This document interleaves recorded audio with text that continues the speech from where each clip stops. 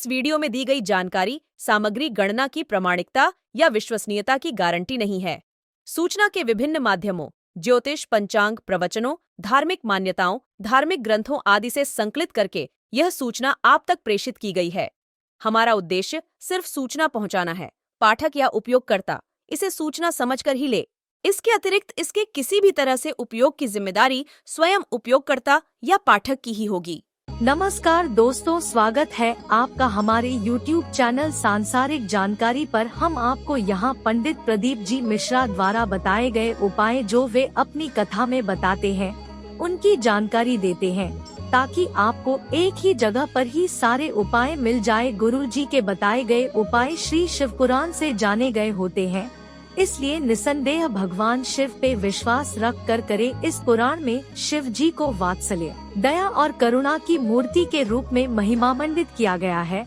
इस पुराण का पाठ करने से भक्तों के अंदर भी ऐसे ही गुणों का संचार होता है, यानी भक्तों का चरित्र भी भगवान शिव की ही तरह बनने लगता है। जो भक्त शिव पुराण का विधि पूर्वक पाठ करते हैं, वो जीवन मरण के चक्र से भी मुक्ति पा जाते हैं। मकर संक्रांति के पावन दिन पर लंबे दिन और रातें छोटी होने लगती हैं। सर्दियों के मौसम में रातें लंबी हो जाती हैं और दिन छोटे होने लगते हैं, जिसकी शुरुआत 25 दिसंबर से होती है। लेकिन मकर संक्रांति से ये क्रम बदल जाता है। माना जाता है कि मकर संक्रांति से ठंड कम होने की शुरुआत हो जाती है। धार्मिक और वैज्ञानिक महत्व के अलावा मकर संक्रांति का आयुर्वेदिक महत्व भी है। संक्रांति को खिचड़ी भी कहते हैं। इस दिन चावल, तिल और गुड़ से बनी चीजें खाई जाती हैं। तिल और गुड़ से बनी चीजों का सेवन स्वास्थ्य के लिए फायदेमंद होता है।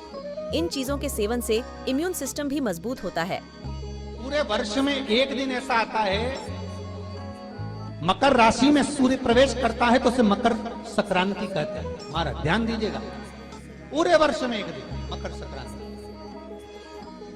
हमारे हिंदू धर्म में ये दिन है, हमारे हिंदू धर्म में तो ये दिन है। अच्छा, कई लोग कहते हैं कि सूर्य की उत्तरायण का क्रम है, ये क्रम है, ये पूजन का क्रम है, तिल्ली के लड्डू का क्रम है, लड्डू बना लो तिल्ली का, इसका क्रम है। पर अगर स्कंद पुराण उठाओ तो स्कंद पुराण में अगर मकर संक्रांति के क्रम को यदि पढ़ोगे तो मालूम पड़ेगा कि पूरे वर्ष में एक दिन ऐसा था जिस दिन भगवान शिव और नारायण ये दोनों, इसलिए आज भी हिंदू धर्म में गुड़ के लड्डू तिल्ली के साथ मिलाते हैं। क्यों? उसका कारण कि शंकर और नारायण ये दोनों एक ही दिन, एक ही पल गंगा का स्नान करने के लिए एक भगवान शिव। देखिए कितना कितना हमारे हिंदू धर्म में एक एक तिथि का, एक एक बार का एक एक महत्व है, उसको समझ।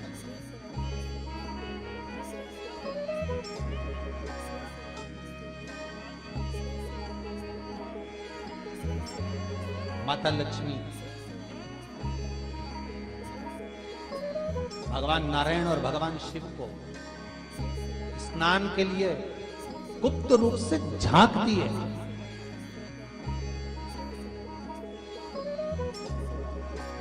भगवान विष्णु ने तिरछी दृष्टि में माता लक्ष्मी को देखा,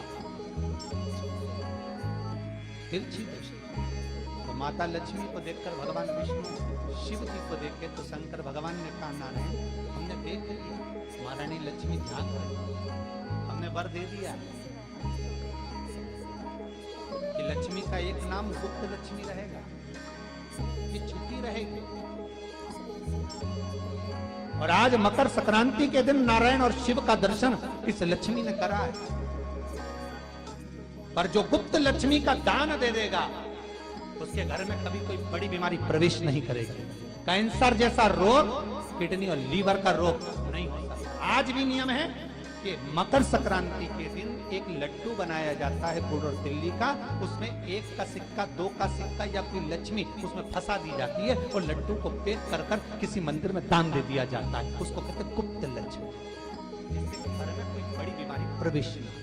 वो केवल मकर संक्रांति। मकर संक्रांति का जो दिवस है वो कोई साधारण नहीं।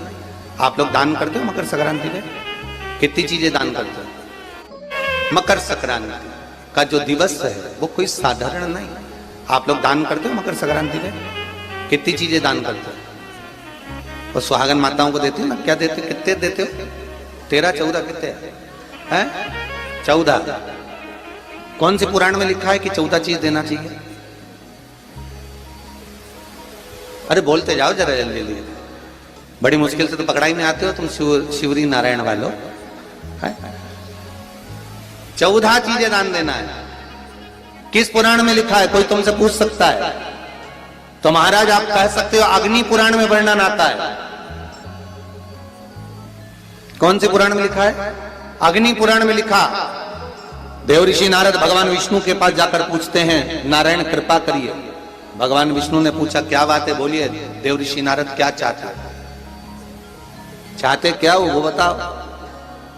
महाराज हमें इतना सा बता दो, शिव जी के यहां जाते हैं तो पहले उनके द्वारपाल से पूछना पड़ता है अंदर जाने के लिए। ब्रह्मा जी के यहां जाते हैं तो ब्रह्मा जी के द्वारपाल से पूछना पड़ता है। इंद्र के यहां जाते हैं तो इंद्र के द्वारपाल से पूछना पड़ता है।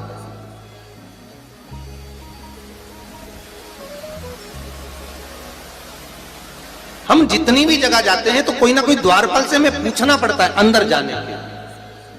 भगवान देवऋषि नारद कह रहे हैं नारायण से कुछ ऐसी कृपा कर दो कि हमें किसी से आज्ञा लेना ही नहीं पड़े। भगवान विष्णु तो उनकी बात को बस थोड़ा सा सुने और अंदर चले गए। नारद जी को लगा हमारा तो कोई जवाब ही नहीं दिया। नारद जी वहीं पर टिक गए, खड़े रहे, नाम जाप करते। विष्णु वापिस आए और देवऋषि नारद से कहा एक काम करो, जब सूर्य मकर में प्रवेश करते हुए उत्तरायण की ओर जावे, उस घड़ी उस पल में देवऋषि नारद तुम 14 बार भगवान के नाम का, शिव नाम का दान दे दीजिए। भगवान नारायण के नाम का, राम नाम का, कृष्ण नाम का दान दे दीजिए। अब देखो यहां पर यह नहीं लिखा कि प्लास्टिक का डब्बा दो। समझ लेना जी हो अच्छे से कि लोगों ने दान को कितना भ्रष्ट कर दिया वो बताया जाएगा।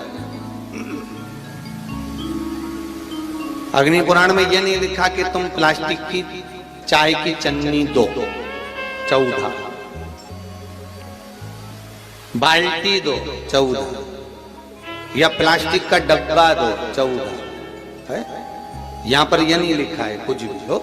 यहां क्या लिखा अग्नि पुराण में कि मकर संक्रांति के दिन जब सूर्य उत्तरायण भाव में प्रवेश करे, मकर में जावे, उस समय पर देवऋषि नारद तुम्हारे मुख से अगर 14 बार भगवान के नाम का दान 14 जीवों को दे आओगे तो किसी भी देवता के पास जाओगे तुम्हें परमिशन की जरूरत नहीं पड़ेगी, तुम डायरेक्ट प्रवेश कर जाओगे। डायरेक्ट। अब तुमको अगर बैकुंठ में डायरेक्ट प्रवेश करना हो तो बिना पूछे, तो उसके लिए कहा ही मकर संक्रांति पे दान दो। तो किस चीज का दान देना है हमारा? प्लास्टिक का डब्बा नहीं, बाल्टी नहीं, चन्नी नहीं। फिर किस चीज का दान? तो कहा अगर देवर्षि नारद आप दान दे रहे हो तो 14 नाम का दान दीजिए। 14 जीवों को नाम का दान दे दो, भगवान के नाम का भजन करो। और अगर संसार के लोग दान दे तो किस चीज का? तो के अन्न से बड़ा कोई दान, अन्न से बड़ा कोई दान। और भी बेटे ने दूसरा घर का निर्माण करा था। एक घर था कुंभ, फिर इस कुंभ घर में आग लगी थी, तब दूसरा घर बना था मकर। फिर मकर घर में भगवान सूर्य नारायण आए, उनका आदर हुआ, तब जाकर ये मकर संक्रांति हुई। कोई ऐसी हो गई क्या मकर संक्रांति का मतलब क्या है? क्यों कहते हैं कि ये 13-14 चीजें आप लोग बांटते हो ना, तो किसको बांटते हो? तुमसे छोटी उम्र वालों को बांटोगे? सास क्या बहू को देगी सामान? सास बहू को देती है क्या सामान? नहीं। बहू किसको देती है? सास को।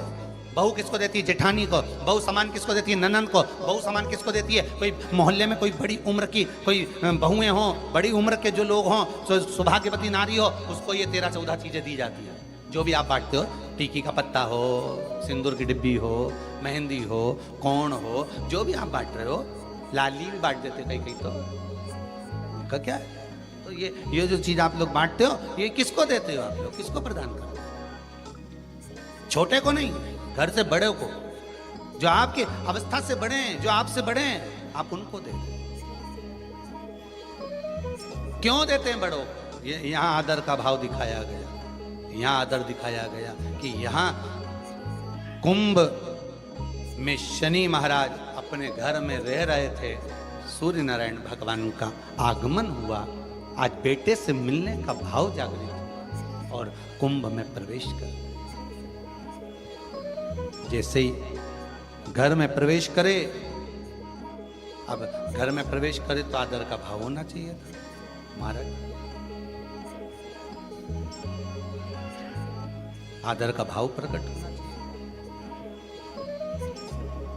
अभी कथा में कहा था, कोई घर का बड़ा आए, बुजुर्ग आए, आदरणीय आए, सम्माननीय आए, आपके पास में कितनी भी दौलत हो, कितनी भी संपदा हो, कितना भी धन हो, कितना भी वैभव हो, आप कितनी भी अच्छी कंपनी में जॉब कर रहे हो, आप कितनी भी अच्छी जगह पर पोस्ट पर बैठे हुए हो, आप कितनी भी अच्छी नौकरी कर रहे हो, चाहे आपके पास में बड़े से बड़ा पद क्यों ना हो, पर आपके भीतर बड़ों के पीछे, बड़ों के प्रति सम्मान भाव उत्पन्न होना चाहिए, सम्मान का भाव,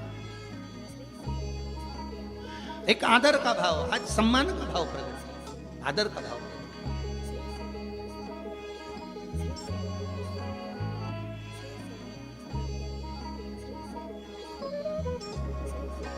महाराज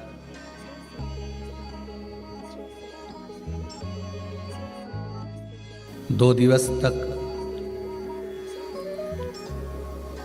संपूर्ण भारत की भूमि पर, संपूर्ण विश्व में मकर संक्रांति महोत्सव मनाया जाएगा।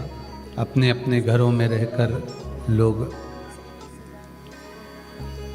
इस पावन उत्सव को खिचड़ी, लड्डू, तिल का गुड़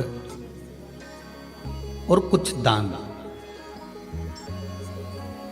और उसमें भी सबसे मूल दान है भगवान की भक्ति का दान, अर्थात भगवान के भजन का दान, स्मरण का दान। आप दान करो, मना नहीं है, परंतु ये प्लास्टिक की चाय की चलनी और आटा छानने की चलनी और प्लास्टिक के बर्तन और ये सब चीज़ें दान करना करो, आपका मन हो तो, हमारे की तरफ से कोई मना नहीं हो, पर सबसे बड़ा दान है भगवान के भक्ति का, भजन का दान, भगवान का भजन का दान।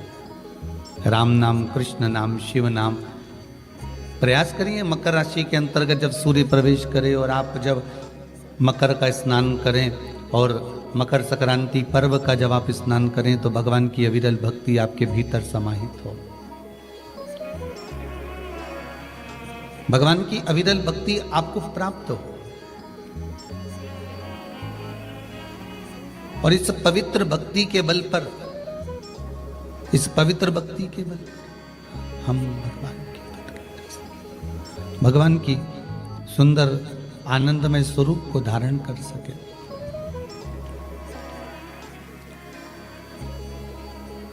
अपने जीवन को सार्थक बनाने का प्रयास करिए, भगवान की भक्ति में डूबने का प्रयास करिए, और जितना बन सके उतना भगवान की भक्ति में डूबने का प्रयास करिए। तो दोस्तों, यहाँ पे हमारी वीडियो समाप्त हुई। उम्मीद करती हूँ हमारी ये जानकारी आपको जरूर पसंद आई होगी। हमारी वीडियो को लाइक जरूर करें और हमारे चैनल को सब्सक्राइब और शेयर करना ना भूलें। जय श्री राम,